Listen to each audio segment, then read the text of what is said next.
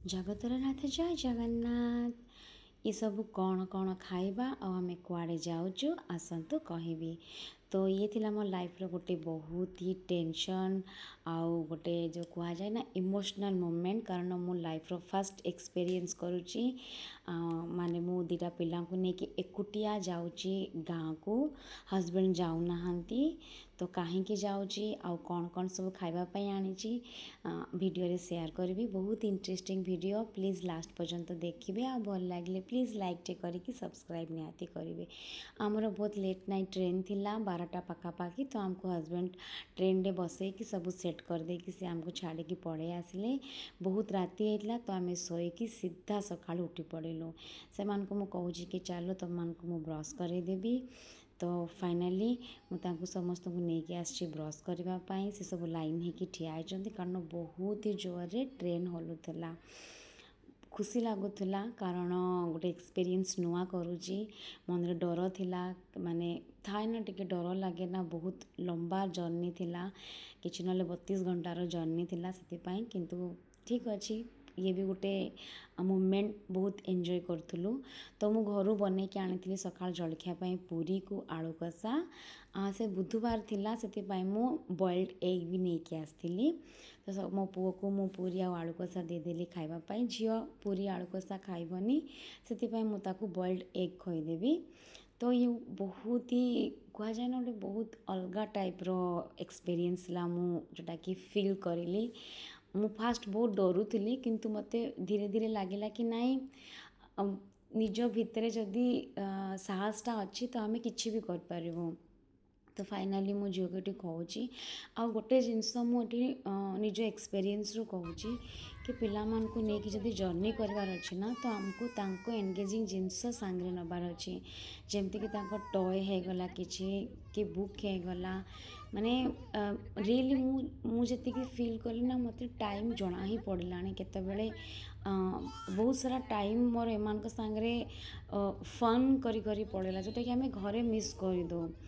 तो से मत बहुत ही भल लगे। तो फास्ट मु झील सांगरे बुक्स रे खेलिले टिके, तापर गोटे ट्रावेलिंग बुक्स नहीं थी, तो से भी मो पुओ सांगरे टिके खेलिली।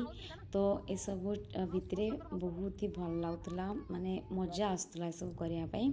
तो मु मखना भाजिकी नहीं थी, एमती स्नैक्स टाइप रो मखना नहीं थी आ पॉपकॉर्न करके नहीं थी। एटा पिला मानकु बहुत एंगेज रखिबो एथिरे।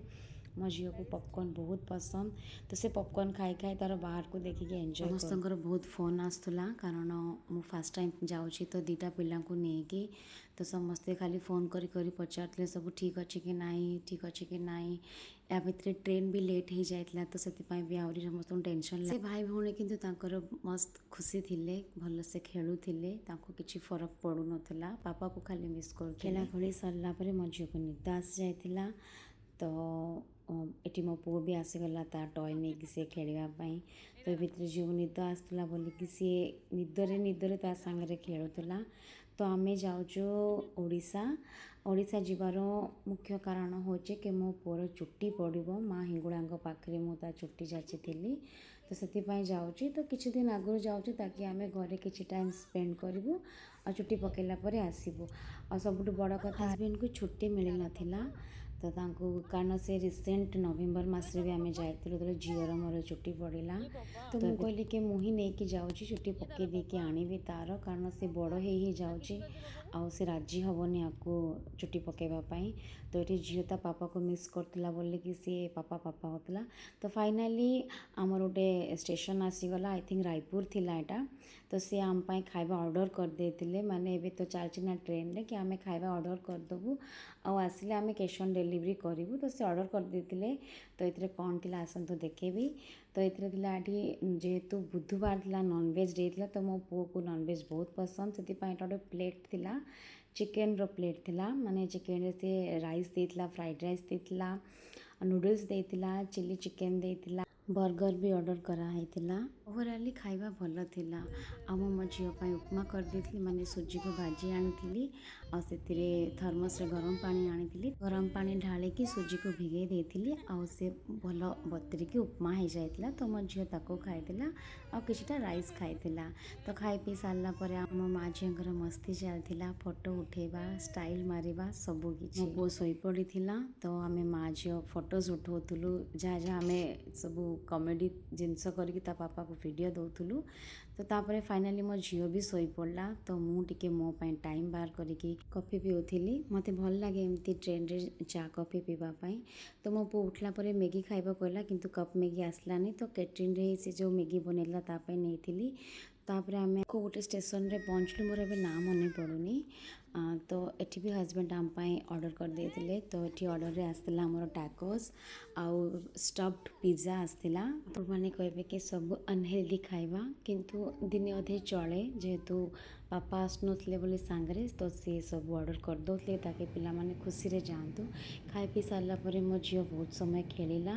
ଆମେ ଶୋଇକି ଉଠି ପଡ଼ିଥିଲୁ। ଟ୍ରେନ୍ ଆମର ପହଞ୍ଚି ପାରିଲା ରାତି 4ଟାରେ, କିନ୍ତୁ ସକାଳ 7:30 ବାଜେ। ଘର ଲୋକ ବି ଷ୍ଟେସନରେ ଆସିକି ୱେଟ୍ କରୁଥିଲେ। ମୁଁ ଚେଷ୍ଟା କରୁଥିଲି ପିଲାମାନେ ଖୁସିରେ ରୁହନ୍ତୁ, ସେଥିପାଇଁ ତାଙ୍କୁ ମୋ ମୁଡ୍ ଠିକ୍ କରୁଥିଲି। ଆଉ ଭିଡ଼ିଓ କରିବା ପାଇଁ ମୋର ପେସେନ୍ସ ନଥିଲା। ତ ରହିଲି। ଫାଇନାଲି ଆମେ ପହଞ୍ଚିଗଲୁ।